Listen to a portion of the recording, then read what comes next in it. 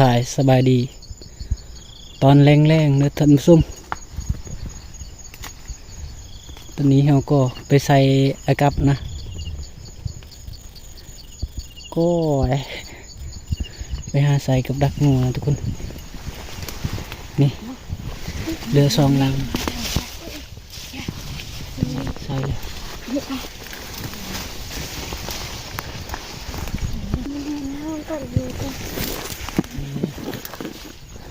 งูขุดนะทุกคนมากับว่าปลาใส่คือเก่านี่นี่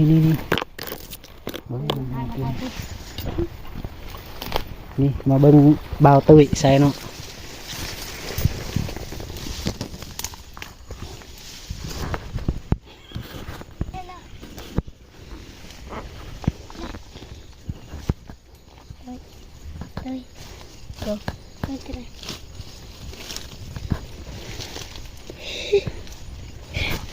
มาลุ้นกันมืออื่นเด้อทุกคน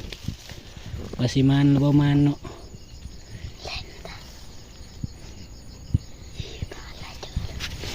แหละเจาะหลวงเลยลุยด้านนี้ปรุงเลยเนี่ยได้ด้านนี้ปรุงแล้วครับเยอะ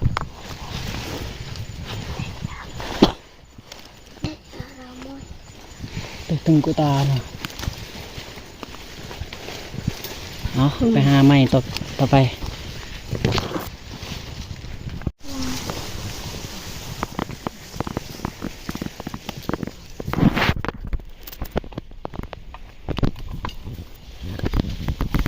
ไปเลยไปต่อเลยไหมแ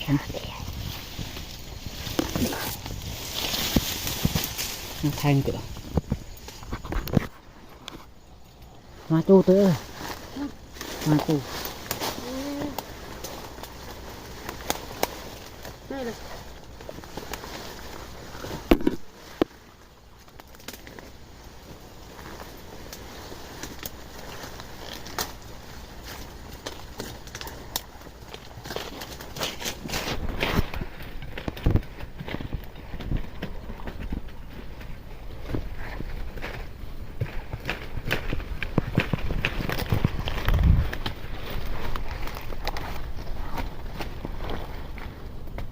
อังสมุดนะไปกันนะ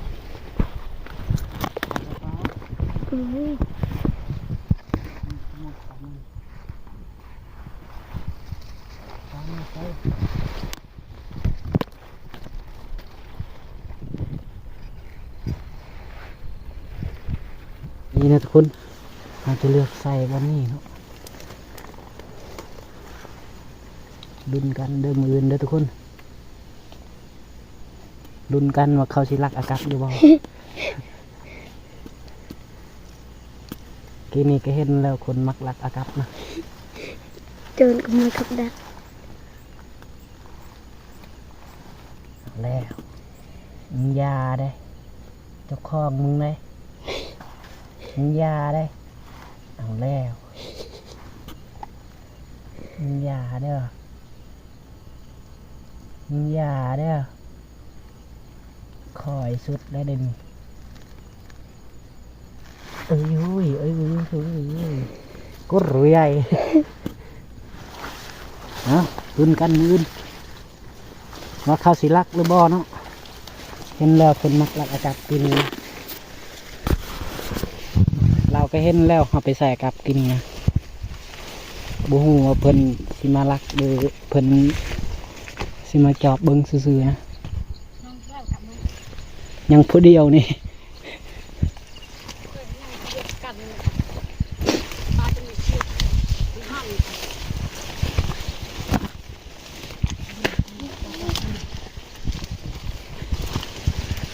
ว้าว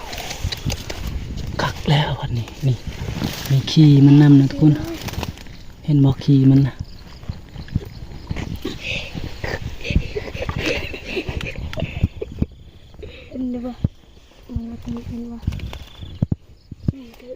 ฮาโจวีตาปลุก taman perlu aja pok aja perlu ไปแล้วนะไป ลุ้นกันเดือบืนลุ้นกันมืออื่นนะทุกคนเจอกันมืออื่นเด้อ thank you bye bye เนาะ วิว เป่าไปใส่ให้เบิ่งวิวโอ้ยนี่ให้ทุกคนเบิ่งวิวเนาะเขตบ้านนอกวิวก็งามๆเลยวิวตอนแรกเนาะปัดโทงามลายไป น่าเลิกเลยตีเลย มาใส่กัดต่อ ตะวันไกลๆหน่อยครับ ชวนเลยก็อ๋อทางกับสุดท้ายแกไปใส่สุดท้ายใส่หาบอลโตคักๆเลยนะนี่คือคักแล้วแต่ยังบ่คักนะไปหาเบิ่งบอลงามๆเลยนี่วิวตอนแรงนะทุกคนปาทูทิวปาทิโทงามลายนะเอาเจอกันมื้อเนาะเอาสบายดีตอนเช้าเนาะบรรยากาศตอนเช้าเก็บกล้อง มอบใช้ตะกุกเลยยาวเรียนดูเลยอันก็มีกลมตัวอยู่ครับ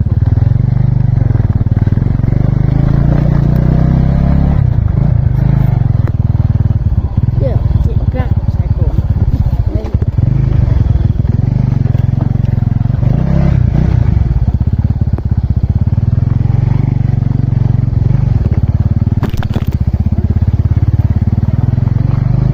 จ้องตะไล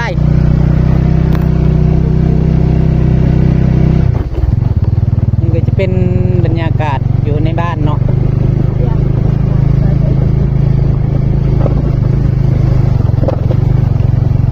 บรรยากาศอยู่ในบ้านก็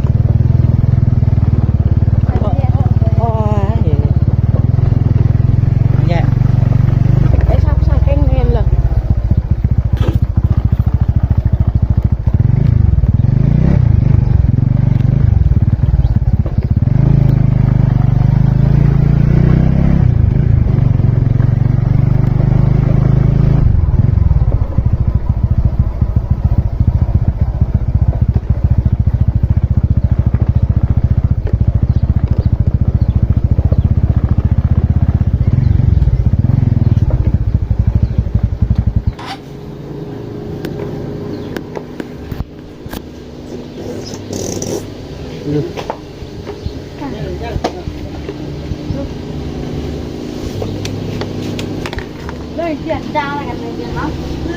อันมันมุดครับ ตัดภาพมาที่ป่าเนาะอยู่ส่วนมันปวดหัว ปาดงามหมอกเห็นมันทุกคนหมอกโคตรงามบรรยากาศตอนเช้าๆพี่น้อง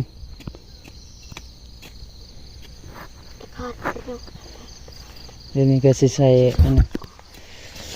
ต่อนกคุมก่อนแล้วจังไปหายามมากับเนาะแบบนี้ก็เสียหญ้าเนาะเสียหญ้าสิต่อนกคุมเนาะ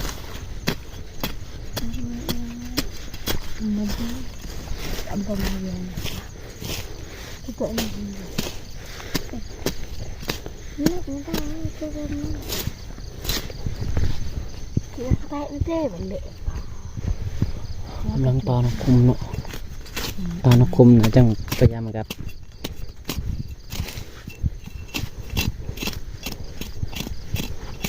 Ada film itu. Parah memang. Saya kan dulu.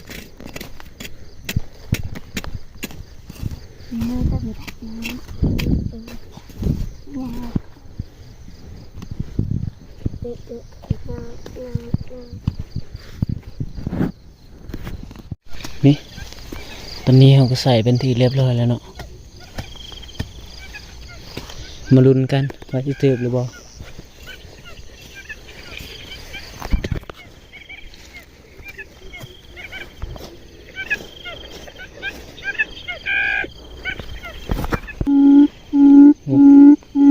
ไปพยายามกลับก่อน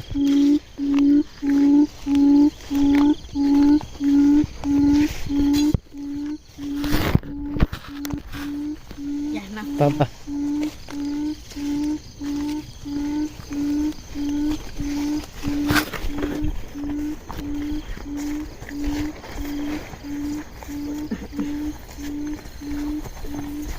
ไป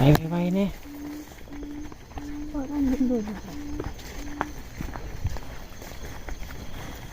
จังไรก็รุ่นนำกันสิได้แต้มหรือบ่ได้แต้มนะเก็บคิวไปนำกัน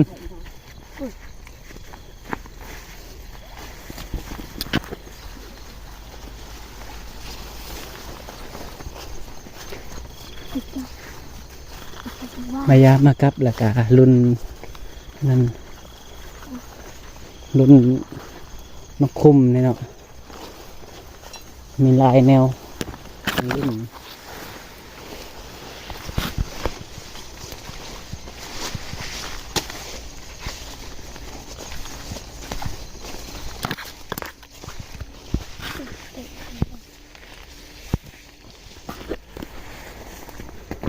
โอ้ย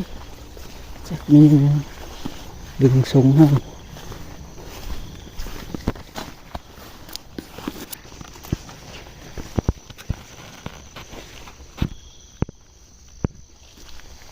ถึกบ่นะถึกแล้วแต้มแรกแหกมัน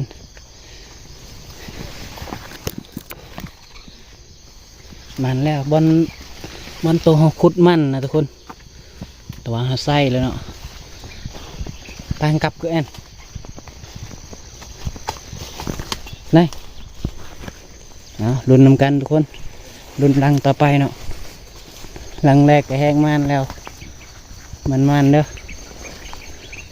โอ้เสียงนกนะทุกคน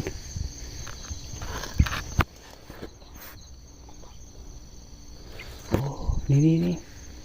นกนะทุกคนนี่นกโอ้ยบ่ได้ถือ PCP มานะทุกคนเห็นบ่นกดำอยู่นี่ดำอยู่งาไม้นี่2-3 ตัวบินลงเลย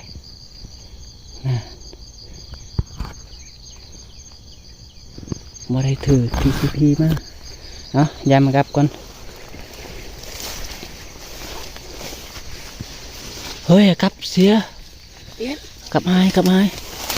ซอกบึงไม่ถ้ากลับลาป่ะไม่ถ้าเอาแล้วบ่ถือเว้ยกลับดันซื่อๆเลยฮะ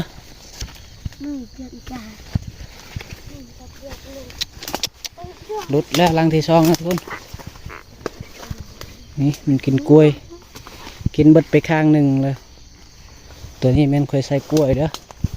เบาตุ้ยเราใส่มันนะคุณ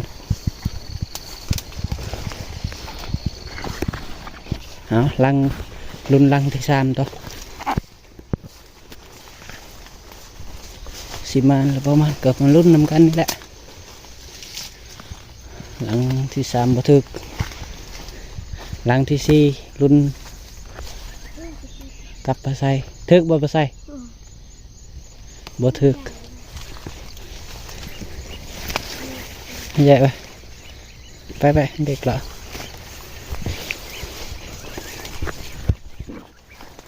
มาลุ้นรังที่5นี่อุ้ยมีติหมดเนาะ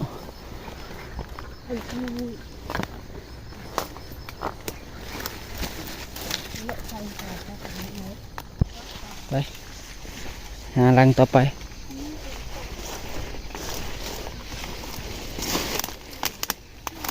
เฮ้ยยืนอีกบ่ถือกว่าบ่เห็นถือกเลย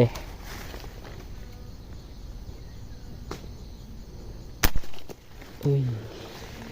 อุ้ยยาไปลุ้นรังต่อไปอีก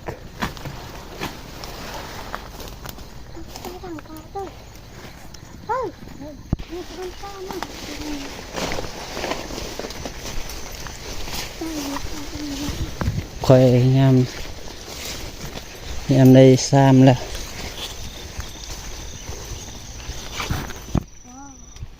ถือออกมาใส่โอ้ถือแล้วมาใส่จัดแล้วตัวหนึ่งแต้มหนึ่ง โอ้ถึก เตะจัดแต้มหนึ่งคอยยังมาถือก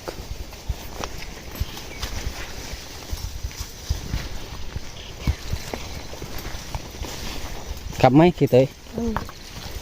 ห้ามปรุงแต่ครับคือไอ้จังก่อนนี่ เฮ้ยได้กลับแนวเลยกลับเท่าไหร่ ได้ กลับเท่าไหร่ไปกลับเลยกลับเท่าไหร่ก็ให้ ตามจุดอันเดียวไปดิ กลับอันนี้ตั้งหาก ตามอยู่อันเดียวตาม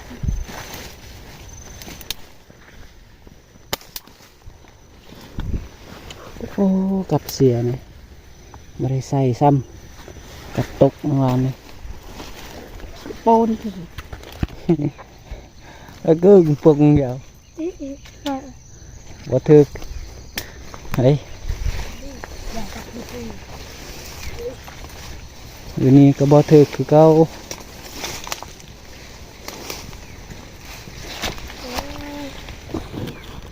มันติจีล่อกินบ่เห็นถึก อันอะไรนี่ฮะ โอเค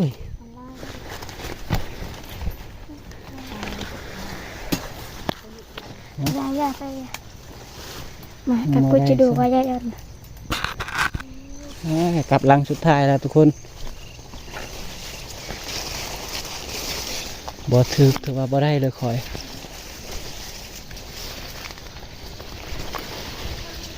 โอ้กลับดันแค่นี้อยู่ใส่วะกลับดันแล้ว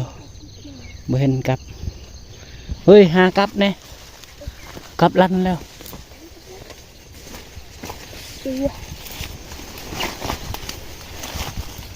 เริ่มกับ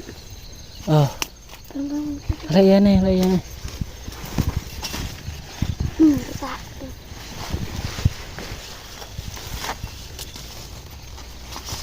โอ้ดูไม่นี่จ้างจ้างดูลายลีเหรอก็ใน ตา ลายลี กูเอาก็มาตามใส่ พูโรโต ไปเลย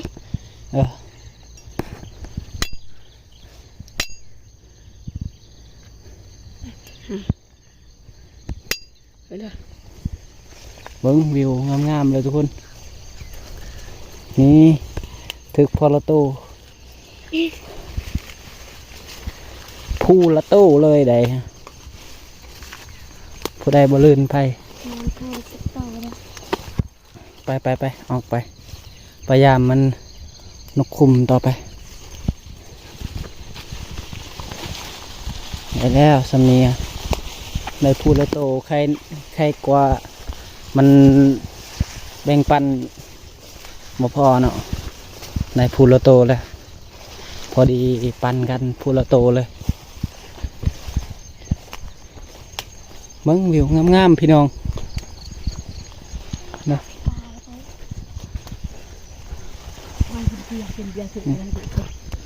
ตัวนั้นก็จะเป็นให้เนาะฟังผู้ตัวนั้นบนเฮาอยู่เขตนี้ก็เป็นสั้นแล้วนี่บนนี้เบิ้งสิลองให้พี่น้องได้เบิ้งสั้นอยู่นี่เนาะเดี๋ยวสิว่าคอยตัว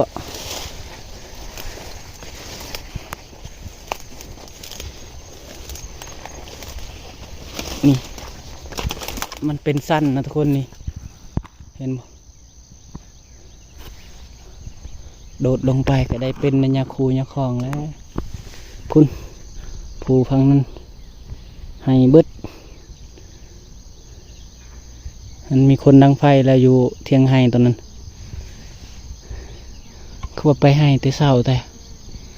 ยันว่าเขานอนอยู่ไห้บ่จักเนาะไปเดี๋ยวสิสวยไปนั่นยามนกคุ้มต่อไปลุ้นนำกันว่าสิถึกหรือบ่นะ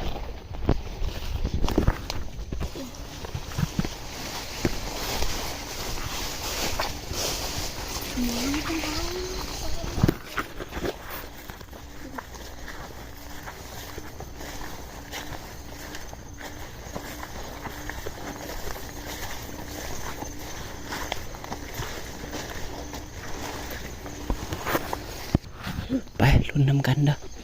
อย่าปากแกปากลุ้นนำกันทุกคน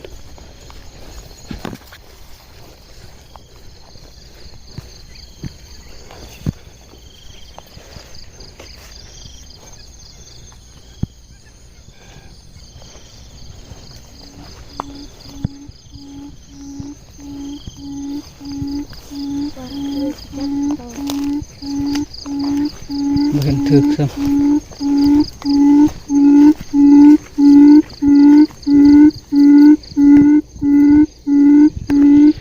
บ่ถึกทุกคนนะ